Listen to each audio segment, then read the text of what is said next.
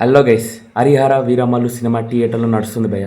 అయితే కొన్ని సీన్స్ బాగాలేవు, విఎఫ్ఎక్స్ పని అస్సలే బాగాలేదు, అదేవిధంగా ఏఏ ప్రాసెస్, అదేవిధంగా ఎడిటింగ్ ఇవేవి బాగాలేవు అని సినిమా చూస్తుంటే మనకి క్లియర్లో కనిపించింది.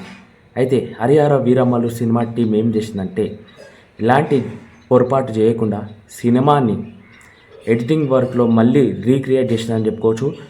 ఇప్పటికిప్పుడు షూటింగ్ ఏం చేయలేరు భయ్య, కానీ సినిమా నుంచి తొలగించారని చెప్పుకోవచ్చు. ఆ పాటలని గుర్రం సవారీ చేసే సీన్స్, అదేవిధంగా కొన్ని సీన్స్ ఉన్నాయి, ఆ విఎఫ్ఎక్స్ సీన్స్ బాగాలేవని ఆ సీన్స్ తీసేసి మంచిగా కథని డిస్టర్బెన్స్ చేయకుండా ఎలా ఉండాలో కథ అలా ఉండేటట్టు మళ్ళీ సినిమాని ఎడిటింగ్ చేసి మనకి కొత్త హరిహర వీరమల్లు సినిమాని థియేటర్లో వేసారు భయ్య. ఇప్పుడు మనం వెళ్ళి చూడాలి ఎలా ఉంది హరిహర వీరమల్లు సినిమా అనేది.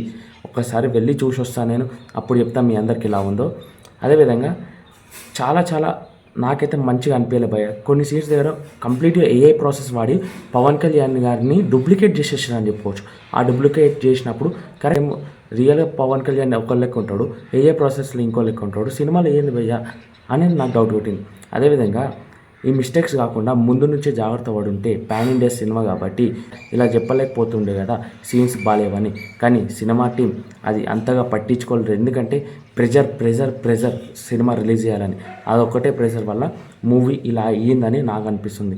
మరి మీకేమనిపిస్తుంది ఒక్కసారి కామెంట్ చేస్తూ, అదేవిధంగా పవన్ కళ్యాణ్ ఫ్యాన్స్ ఉంటే మీ అందరికీ ఎలా అనిపించింది ఒక్కసారి కామెంట్ చేయండి.